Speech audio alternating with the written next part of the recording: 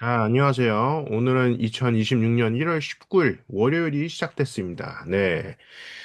월요일이 시작되면서 코스피가 다시 한번 이렇게 거의 상한가를 찍고 있어요. 물론 지금 약간 하락 중이긴 한데, 코스피를 원래 안 보다가 요즘에 조금 상황이 심상치 않은 것 같아서 코스피를 함께 좀 보려고 합니다. 그래서 지금 검색 종목에서도 삼성전자나 뭐 하이닉스 그리고 두산 에너빌리티 그리고 현대차, 하나오션까지 이렇게 대형주가 지금 현재 조금 전체적으로 코스피를 이끌고 있는 걸 우리가 확인을 해볼 수 있습니다.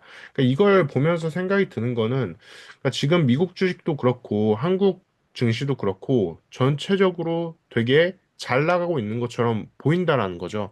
그러니까 여기서 우리가 조금 조심을 해야 되는 포인트가 있을 거라고 생각하는데 미국, 중국, 한국까지 지금 돈을 엄청나게 풀고 있잖아요. 한국 같은 경우에는 지금 500조 원 넘게 또 투자할 거라고 얘기를 하고 있어요. 26년, 뭐 27년 이렇게까지 해가지고 이렇게 돈을 풀고 있는데 증시가 또 함께 오르고 있죠. 그러니까 풀리는 돈으로 그 풀리는 돈이 증시에 반영이 올바르게 되는지가 사실 중요하겠죠.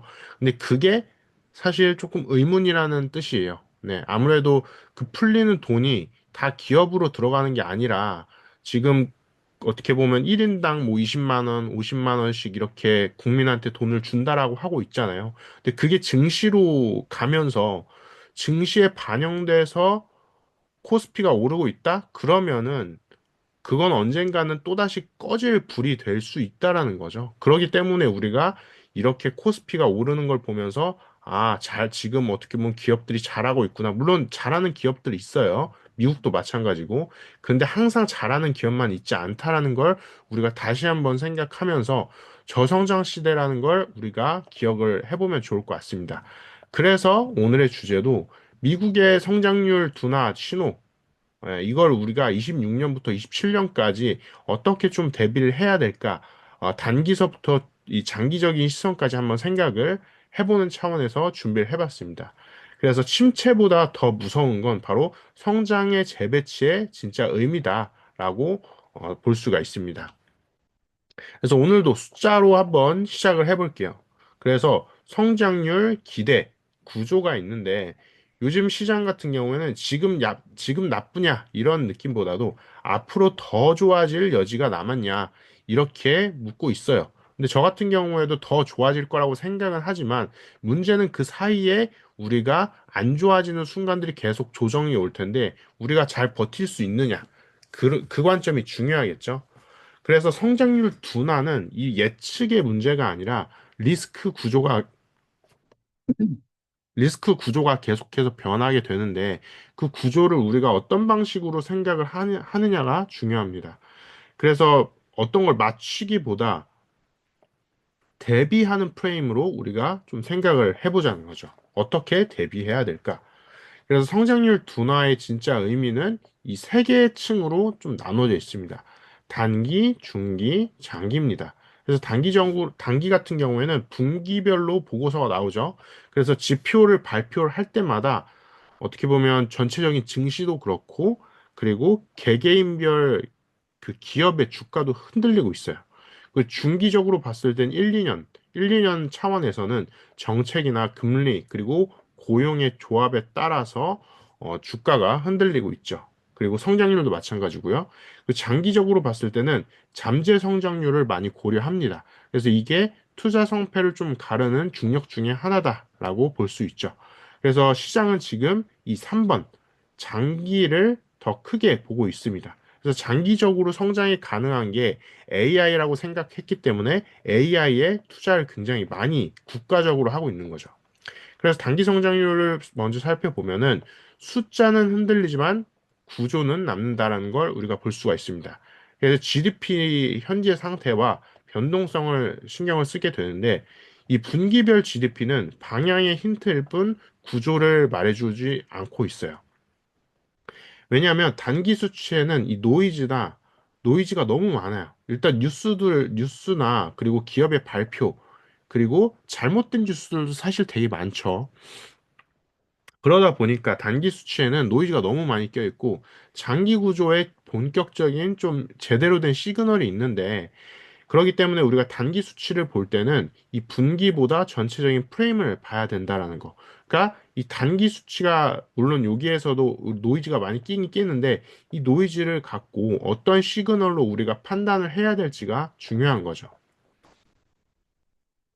그다음 중기 전망입니다. 중기 전망은 바로 기관들의 숫자가 갈리는 이유인데요. 컨센서스와 정책에 따라서 중기 전망이 좀 달라지기 때문입니다. 그래서 OECD는 2026년에 미국 성장률 1.7%, 그다음 IMF는 2.0%, 그다음에 연준 같은 경우에는 26년에 2.3%, 장기적으로는 1.8%라고 얘기했습니다. 그래서 여기에서 공통점은 하나로 보이는데 바로 높은 성장률을 유지하기 어려운 구조다. 그러니까 어떻게 보면 한국도 되게 어렵다라고 하는데 미국도 계속해서 좀 어려워질 거다. 이거에 대해서 경고를 어떻게 보면 하고 있다라는 거죠.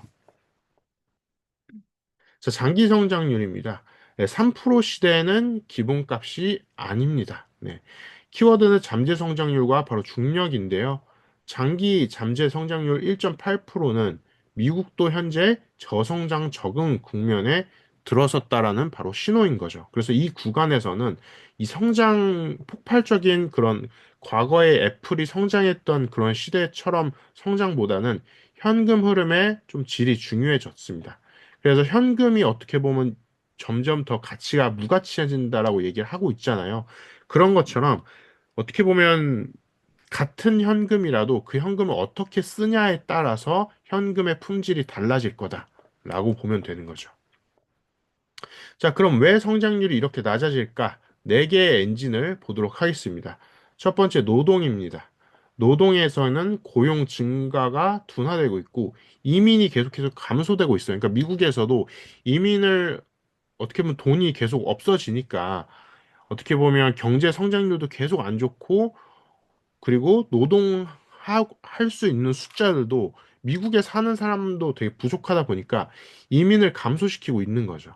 그리고 자본 차원에서는 AI 카펙스, 그러니까 AI 투자 관련은 강하지만 확산은 아직은 검증하고 있는 상태라는 거죠. 그러니까 투자는 하고 있는데 그 투자가 올바로 확산까지 이어지는지는 26년하고 7년까지 좀 살펴봐야 되는 거죠.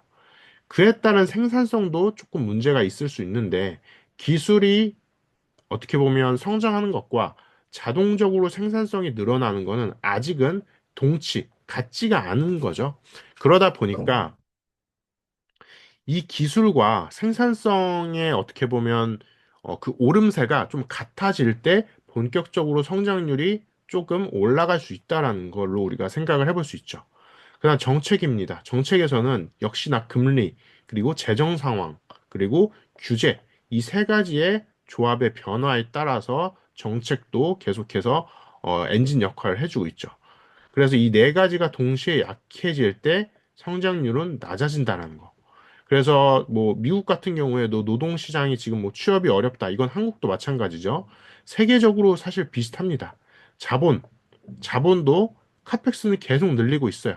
근데 확산은 아직 안 되고 있는 회사들이 많죠. 네. 근데 이건 한국이 특히나 심하죠. 그리고 생산성도 기술은 어떻게 보면 AI라는 게 새롭게 들어왔는데 그게 생산성으로 아직까지는 완전히 일치하진 않는다는 거. 정책도 금리는 계속해서 어떻게 보면 낮춘다라는 신호는 주고 있지만 그게 재정적으로 좀 안정이 좀 덜 돼 있고 그리고 규제와도 연결이 잘 안 되고 있어요. 그러다 보니까 정책의 역할도 명확하게 진행되고 있지 않은 거죠. 자, 그래서 대비는 바로 시나리오를 통해서 우리가 해야 될 텐데, 느린 성장에서 어떻게 우리가 좀 시나리오를 짜야 될까? 첫 번째입니다. 느린 성장 시나리오에서 완만한 물가, 이런 상태일 때는 마진과 현금 프리미엄이 많이 붙기 시작합니다. 그래서 지금 같은 상황은 사실 느린 성장에 금리가 고착되고 있는 상황이 좀 더 가까워요. 이런 상황에서는 부채와 신용 리스크가 부각되고 있어요. 그래서 최근에 한국 기업에서도 망하는 기업들, 그리고 미국 같은 경우에는 부동산이나 망하는 중소기업들이 굉장히 많아지고 있어요. 그래서 우리가 어떻게 보면 가장 고려해야 될 거는 바로 이 두 번째 시나리오입니다. 두 번째 시나리오가 가장 어떻게 보면 위험한 시나리오 면서도 특히나 개개인 투자자들한테 가장 위험하면서도 지금 실제로 일어나고 있는 상황이에요. 그래서 IMF 그거 상황을 1997년도, 8년도, 9년도 그때 한국이 어려웠던 시절을 계속해서 경고하시는 분들이 계시는데 물론 그게 그때처럼 똑같이 일어나리란 보장은 없어요. 하지만 우리가 현재 느린 성장이란 건 우리가 확실히 알고 있고, 금리도 어느 정도 고착화됐다라는 거, 금리를 내리는 것들에 대해서. 근데 돈은 막 풀고 있어요. 그러다 보니까 사람들이 불안할 수밖에 없는 거죠. 근데 사람들은 그 풀리는 돈을 갖고 투자를 또 엄청나게 하고 있잖아요. 지금 사람들의 투자가 다시 과열되기 시작하고 있어요. 예. 그러니까 사람들이 어떻게 보면 코스피도 올라가고 있고, 그다음 S&P 500도 올라가고 있으니까 지금 사람들이 현금 보유보다 현금은 쓰레기니까 투자를 막 하자 이렇게 하고 있는 거죠. 그런 상황에서 우리가 부채가 국가에서는 부채 계속 늘어나고 있고 신용 리스크도 개개인으로 따져보면은 안 좋아지고 있어요. 왜냐하면 잘못된 투자를 하고 계신 분들이 많기 때문이죠.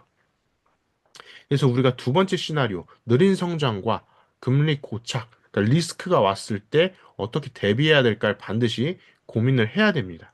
그리고 세 번째 시나리오는 성장 둔화가 아니라 성장 재배치인데 이것도 현재 어떻게 보면 우리가 겪고 있는 상황입니다. 특정 섹터만 좀 과열되고 있는 거. 예를 들어서 AI와 관련된 반도체나 에너지 관련된 거. 그게 지금 과열되고 있는 상황이죠.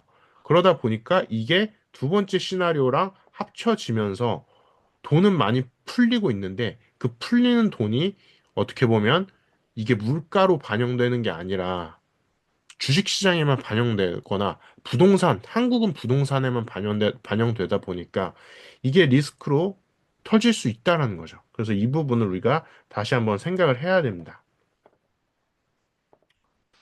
자, 그래서 반드시 관찰해야 될 신호 7가지입니다. 첫 번째는 기업의 마진 추이. 두 번째는 카펙스가 실적으로 전환되는 속도. 그래서 어떻게 보면은 실적이 빠르게 전환되는 실적이 그리고 명확한 기업에 대해서만 우리가 조금 고민을 해야겠죠. 그리고 전력과 데이터 센터 투자가 병목 상황.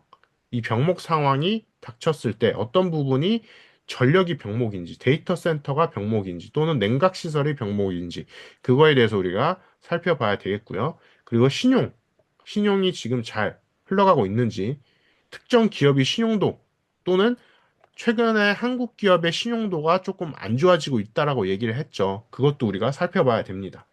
그리고 실질 금리가 지금 몇 프로 정도인지, 그리고 생산성은 어느 정도인지, 그리고 반복 매출 비중이 어느 정도인지도 우리가 살펴봐야 됩니다. 자, 그래서 저성장 시대에 시장의 중심은 이동한다라는 걸 우리가 기억을 해야 되는데요. 바로 분리 성장입니다. 그래서 GDP와 분리된 성장 경로가 따로 있다라는 거죠. 그래서 국가의 GDP도 물론 중요하지만 AI 인프라와 전력 그리고 생산성 소프트웨어는 별도로 성장하고 있다라는 거. 그리고 이 세 개를 통해서 생산성이 별도로 개개인이 올라감에 따라서 그 개개인의 어떻게 보면 개개인의 GDP가 올라가면은 국가도 잘 살게 되는 경우가 되잖아요. 그러다 보니까 이런 것들이 분리돼서 성장을 하고 있다라는 걸 우리가 볼 수 있습니다. 자, 그래서 미니 버핏 랩의 한 줄 결론을 생각을 해보면 바로 구조와 태도입니다. 그래서 우리가 대비를 한다라는 건 다음 분기에 GDP를 맞이하는 것이 아니라 낮은 성장의 규칙, 그러니까 지금 낮은 성장률에서 어떤 성장을 받아들여야 될지 그걸 우리가 신경을 써야 될 것 같습니다. 그래서 아까 말씀드렸던 7가지 체크리스트를 다시 한번 기억을 해주시면 좋을 것 같고 오늘의 핵심 기업을 좀 구조 이해용으로 살펴볼게요. 그래서 AI 카펙스 투자에 대해서 아까 말씀드렸는데 대표되는 기업은 뭐 엔비디아가 있겠죠. 그래서 저성장 시대 속에서도 살아남는 투자 방향을 우리가 고려를 해야 되기 때문에 AI 카펙스의 대표 주자인 엔비디아를 생각을 해봤고요. 전력 인프라 부분에서는 넥스트라 에너지라는 기업이 있습니다. 그래서 이 기업 같은 경우에는 AI 확산에 이 기업이 좋다라는 게 아니라 이 기업이 AI 확산의 물리적 병목이 될 수 있다라는 거예요. 오히려, 그러니까 지금 성장은 하고 있지만, 오히려 병목 상황, 오히려 안 좋은 기업이 될 수도 있다라는 거예요. 그래서 무작정 에너지가 지금 필요하니까 에너지 기업에 투자를 해야 된다? 물론 국가적인 차원에서는 투자를 해야죠. 그치만 개인적인 차원에서는 개인 투자자에 있어서는 그게 무작정 좋은 투자는 아닐 수 있다라는 거죠. 병목이 오히려 될 수도 있다라는 거예요. 그렇기 때문에 조심해야 된다. 그리고 생산성 소프트웨어에 있어서는 마이크로소프트가 대표적이죠. 하지만 마이크로소프트 같은 경우도 지금 소프트웨어 가격이 비싸요. 왜냐하면 저성장 시대이기 때문이죠. 그래서 가장 비싸지는 가치로서 사람들이 과연 마이크로소프트를 아직도 개인적으로 이걸 계속해서 구매를 해서 살지는 암묵지가 될 수 있다라는 거예요. 네. 그래서 우리가 어떻게 보면 이게 지금 대표되는 좋은 기업일 수도 있지만 가장 대표적으로 위험한 기업이 될 수도 있다라는 걸 우리가 꼭 기억을 하셔야 됩니다. 그래서 성장률이 둔화될수록 시장은 경기 민감에 소비를 하게 되는 것에서 GDP와 분리된 성장 경로로 이동한다는 거. 그래서 오히려 지금 생각해 보면 사람들이 뭐 예를 들어서 패딩을 산다라든가 아니면 음식을 사 먹는다라든가 그 소비는 줄어들고 있어요. 하지만 기업에 투자를 하는 건 늘어나고 있어요, 오히려. 그러니까 이게 약간 되게 역설적이라는 거죠. 사람들이 먹고 자고 그러니까 의식주 먹고 자고 입고 이런 건 줄이고 있는데 기업의 주식에 투자하는 건 더 늘어나고 있다는 거예요. 그러니까 이런 상황에서 과연 이게 정상적인 투자 방향인지, 그리고 저성장 시대에서 저렇게 투자를 하는 게 맞는 건지를 우리가 끊임없이 스스로 고민을 해봐야 됩니다. 남들과 비교하기보다 스스로 그렇게 내가 투자할 만한 여건이 되는지, 그거를 고민을 하면서 투자의 방향을 잡아갔으면 좋겠습니다.